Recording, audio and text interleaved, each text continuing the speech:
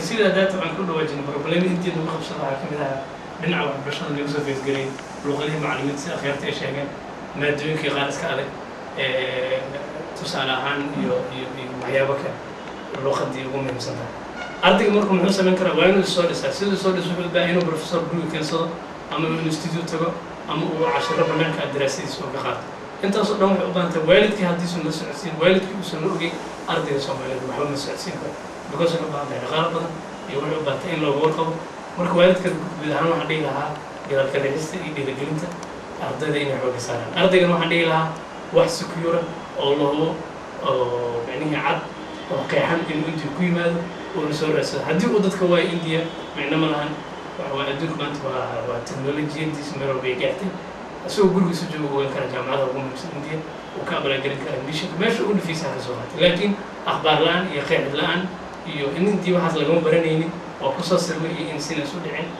يعني فكر قيحان وجد قيحان إلى اللي ماذا ولا لكن وحنا إياه بشر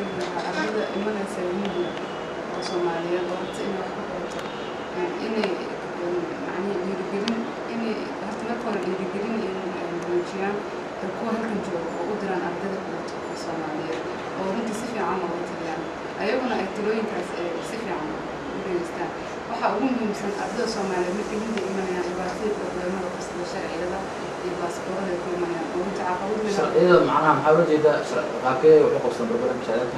شرع وكله هدول يستخدمين ومنها قاعد يوصل على الدكتور بدنا كلنا أبدا صناعي وأخبر شو بكل مكان وحتى لو دكتور كنت أنت بدنا في ممكن مثلا لغة واسمك الإسلام إنجليش يرد إلى إسكالسان إحنا عن تاعي تقولين كأن ما في جامعة بدران أقولون كنا مثلا أنت ساعتين في الدكتور لا ولا أنت سامسونج عدولي بسم الله الرحمن الرحيم هذا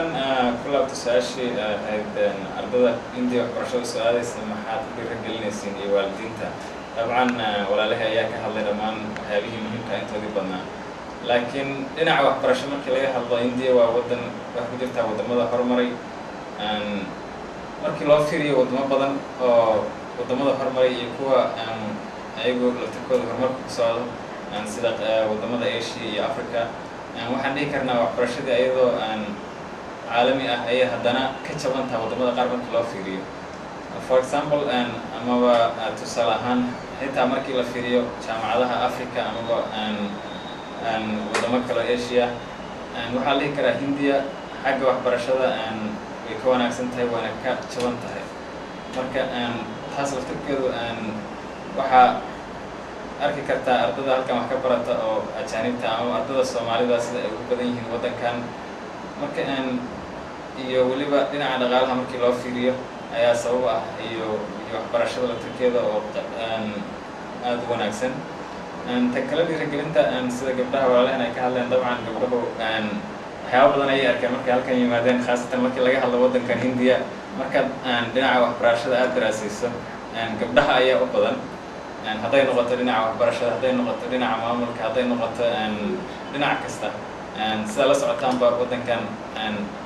haween ayaa madax ka ah xataa hadda doorashadii ugu dambeysay baarlamaanka gabar ayaa waxay ka noqotay afhayeen marka wadanka maamulkiisa iyo waxbarashadiisa wadankan Hindiya oo waqti dadka ku nool tiro intii leeyihiin gabdhaha ayaa maamula ayaga ayaana awoodda iska leh marka dabcan waa dhiirigelin ay la kulmeen gabdhaha Soomaaliyeed markay ka yimaadeen kuwa kale wadankii joogana sidoo kale ayaan u dhiirigelinaynaa meeshii aan ka baqaano ma la dhihi karaa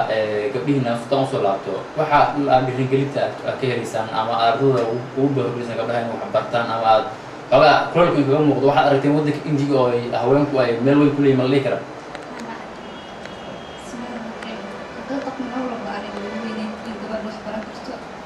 مسكحدنا إفراش كواحد لها إبرة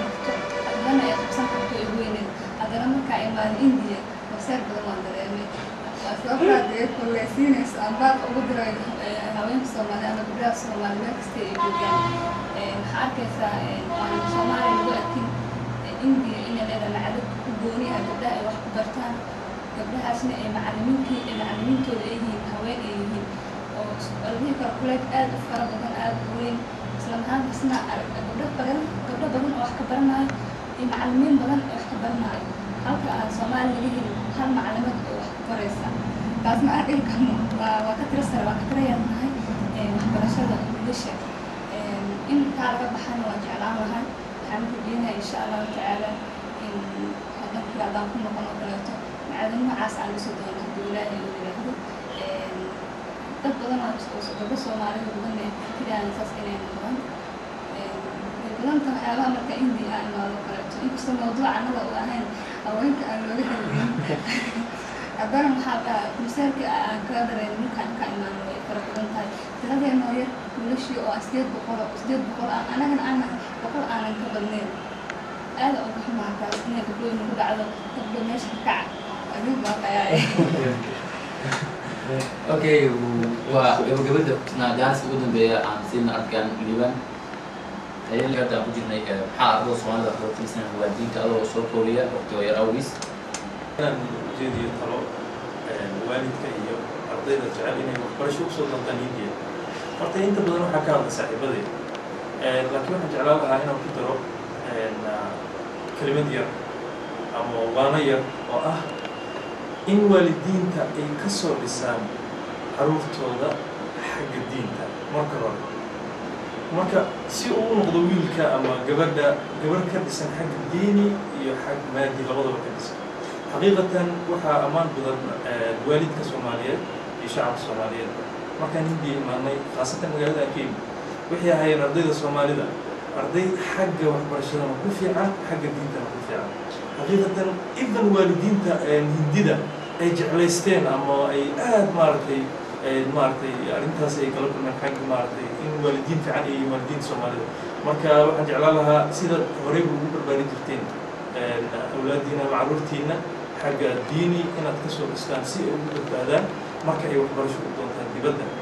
khaasatan hadda waddanka adigna kala camal waa muslimiin ku nool yihiin fara badan laakiin waa waddan